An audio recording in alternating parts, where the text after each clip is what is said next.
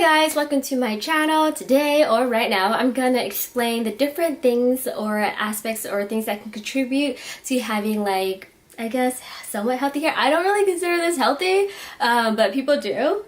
Even my colorist does, but it's the healthiest it can be for being this color, so maybe that. And I'm gonna talk about all the different things you can do or possibly do to help you have a little bit healthier hair.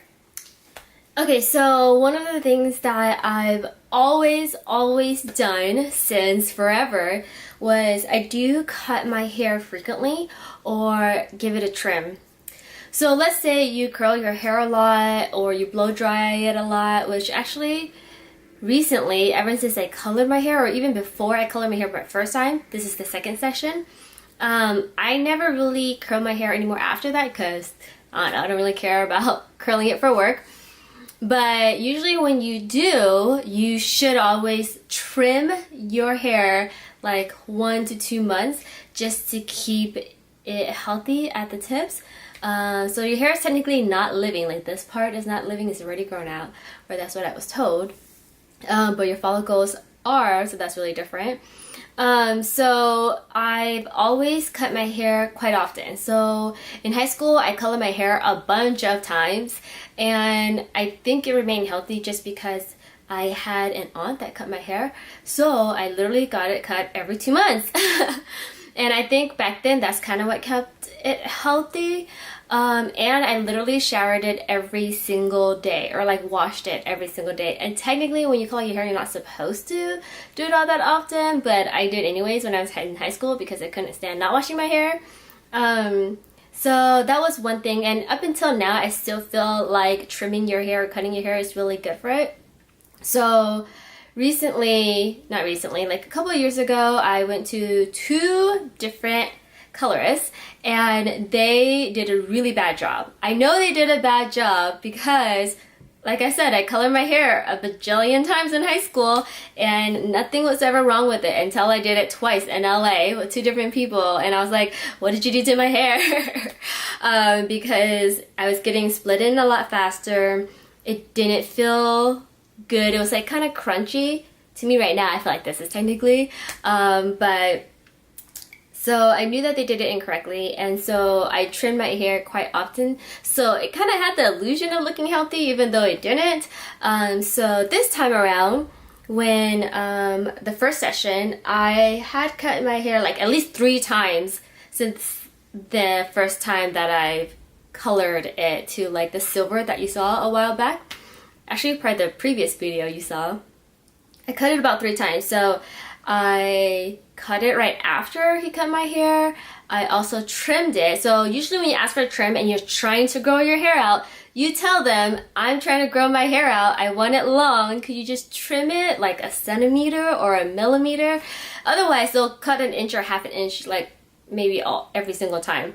So you kind of have to say that you are trying to grow out your hair and you're just trying to trim it.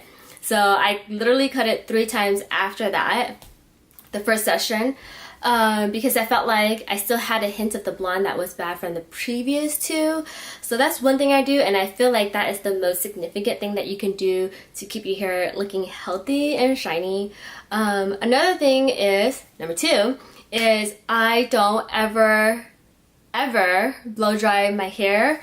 Like maybe 2 or 3 times maximum out of the year, like 365 days. There's only 3 days that I actually would blow dry my hair, and even then I don't blow dry it wet.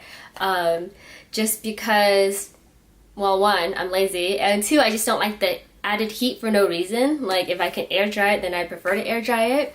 But don't air dry it and have that towel on your head because that's really bad for your hair. You're pulling out your hair when you do that. So yeah, don't do that when your hair is wet, because when your hair is wet, it is very fragile and can come out a lot more easily. So that's why it's recommended not to comb your hair when it's wet. Anyways, getting off topic. So that was the second thing, was I don't really try to use, like I try not to use heat, especially when it's curled, because it's already damaged. Like you're coloring your hair and you're putting like chemicals in your hair. I didn't want to put heat to chemical, you know, that causes more of a reaction.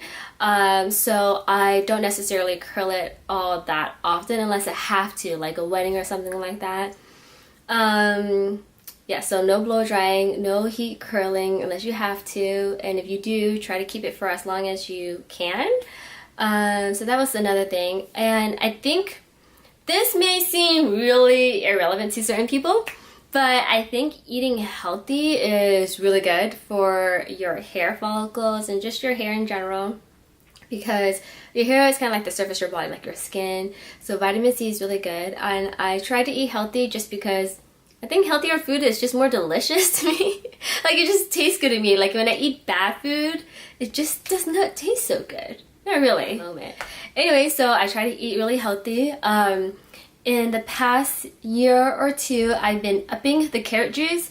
So don't drink it too much, because remember, excessive, if anything, is really bad for you. So I would drink carrot juice at least once a month or something like that, or once every other month, because it's really good for you. I also take the biotin recently. I had it before in high school, so I don't really know if that makes a difference, but I just do it anyways as a buffer of taking, preventative measures rather than having it go bad and then, it's too late kind of thing.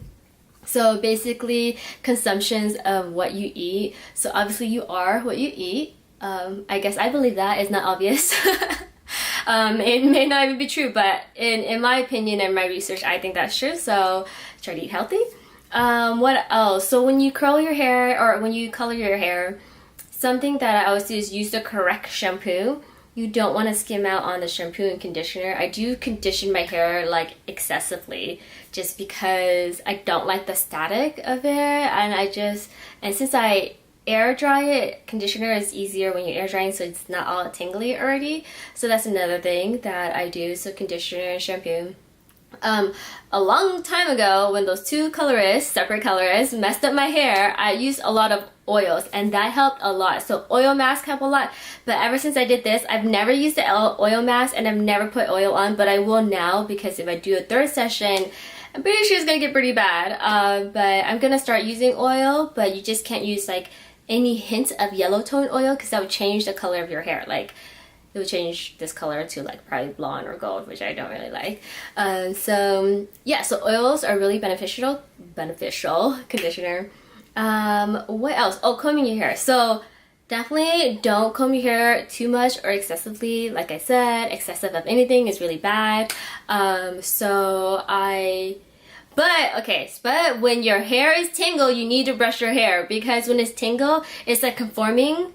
So this is just my opinion, once again. It's conforming to that structure for a while, and then so it's bending, and so therefore I noticed that when my hair get more tangly when it's colored, so I try to comb it when I can, and I have a comb and a brush. So they do different things, right?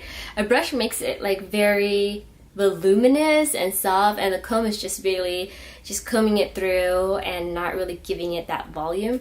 But anyways, trying not to do it too much, but also don't not do it. Did that make any sense? Like, don't do it excessively, but do it enough so that your hair isn't always tangled, because that's pretty bad for your hair. I also noticed braiding your hair is really good too, because it doesn't collect all the stuff in your hair to make it dirty and stinky and oily. So yeah, and I also shower every other day. Shower my hair. I shower myself, but my hair. You're supposed to do it once a week, which is like, what? Really? I don't know if I can handle that. So it really depends. Since I'm active, when you're running and working out, that is a lot of sweat and dirtiness. So it's a lot of work, but that is also something like tying your hair in a specific way or braiding it more. So I learned how to braid a lot of different ways just to keep my hair healthier and stronger. So yeah, that's the only thing that I can think of, or the only thing that I do. If I come up with more stuff, maybe I'll just type it out, but I'll put that in the info box down below to help you guys out. I hope it was useful. Again, everyone's hair is really different. Seriously, it's really different. So the texture of your hair, some hair may be able to handle it and some can't, but I would say overall, if you trim your hair a lot, that would work for almost every single type of hair. Like, I think that would keep your hair healthy for the most part. But yeah, so everyone's hair is different, so I don't know. That's all I got for you guys. Thumbs up down below if you have any questions, if you want to subscribe, that's still all down below for you guys. And thanks for joining me. I know this is pretty rambly, but yeah, that's all I got. Okay, bye. Have a good day.